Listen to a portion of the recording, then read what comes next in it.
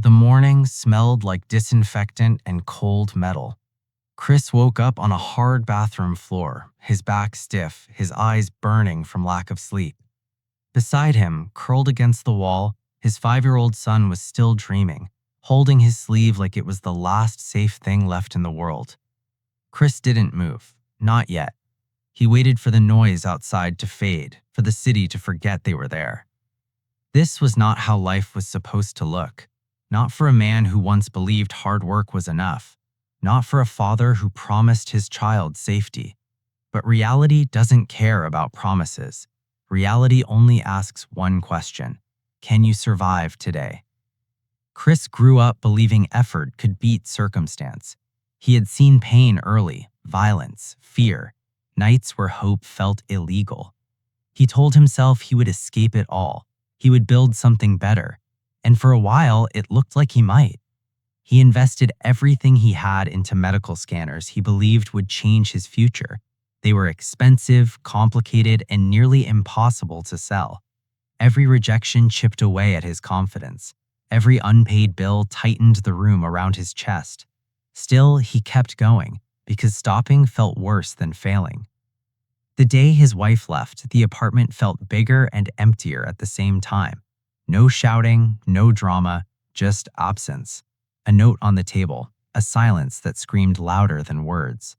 Chris stood there holding the paper, knowing everything had changed. That night, his son asked where Mom was. Chris searched for a lie gentle enough for a child and strong enough to protect him. He smiled, even though his face wanted to collapse. "Everything will be okay," he said, hoping the words would believe themselves. Hope is sometimes the bravest lie we tell. Money disappeared faster than dignity. The rent fell behind. Electricity vanished. Doors closed. Soon, even the idea of home became a memory. Chris carried his son through shelters, buses, subway stations. He learned how to look invisible, how to avoid eye contact, how to pretend this was temporary, even when it didn't feel like it. Every night, he planned tomorrow like a battle strategy. One afternoon, he saw a man step out of a red Ferrari. The man laughed easily, like life had never tried to break him. Chris asked him one question: "What do you do for a living?" "Stockbroker," the man replied. That single word cracked something open inside Chris. He didn't know what a stockbroker really did. He only knew one thing: that man looked free. And Chris wanted freedom more than rest, more than food, more than sleep. He decided to chase it, even if it sounded impossible. The internship offer felt like a joke. 6 months of unpaid work, one position available at the end, dozens of competitors with degrees, money, confidence. Chris accepted without hesitation because survival had already taught him risk. Every morning he dressed like he belonged. Every night he searched for somewhere safe to sleep. Sometimes it was a shelter, sometimes it was a train station, sometimes it was a locked bathroom floor again. He learned to work faster than everyone else. He learned to speak less and listen more. He learned to compress an hour of work into 30 minutes. Efficiency became his armor. Focus became his weapon. Hunger sharpened his mind. Fear sharpened his discipline. He made calls with the precision of someone who couldn't afford mistakes. Every phone ring felt like a door opening or closing forever. He treated each chance like it was the last one he'd ever get. Some nights, his son cried quietly so no one would hear. Chris held him and told stories about better days, about houses with sunlight, about breakfasts without worry. He spoke the future out loud, hoping it would listen. One evening, they arrived late at a shelter. The doors were already locked. Rules were rules. Chris stood outside, holding his child, pretending this was a game. Sometimes love means lying with courage. They found a subway bathroom. Chris locked the door and held it shut while his son slept. His arms shook from exhaustion. Tears ran silently down his face. This was the moment the world never sees.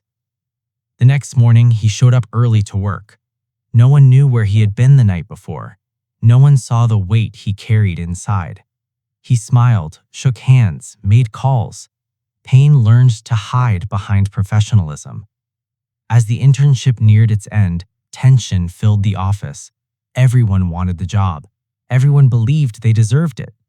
Chris said nothing. He just worked harder than fear. The final day arrived quietly. Names were called, breaths were held, time slowed down.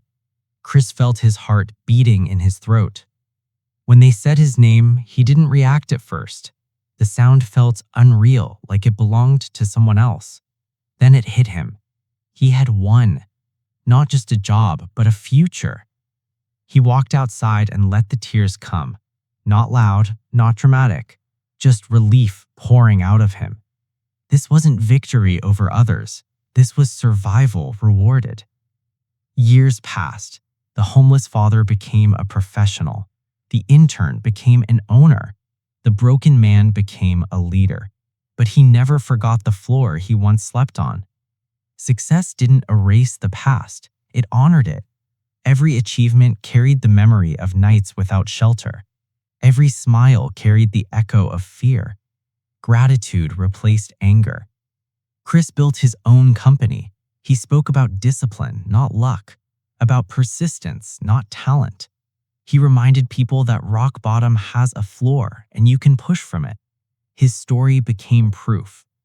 He told his son the truth one day about the bathrooms, the shelters, the hunger. The child listened with wide eyes and quiet respect. That boy grew up knowing one thing deeply, that love is effort, that protection is sacrifice, that strength doesn't always look strong. Sometimes it looks exhausted and still standing. Chris never claimed to be special. He said he was just unwilling to quit. When life pushed him down, he stayed focused. When hope felt distant, he kept moving. Motion became his miracle. The world sees success and calls it overnight, but nights like those are long, dark, and invisible. They shape the people who survive them. They decide who you become. They test who you really are. If you are listening from a place of struggle, remember this. Your current situation is not your identity. Your pain is not permanent. Your effort is being counted even when no one applauds. Survival is already progress. One day you will look back at this version of yourself, tired, afraid, still trying, and you will understand something powerful. This was the moment that built you. This was the beginning.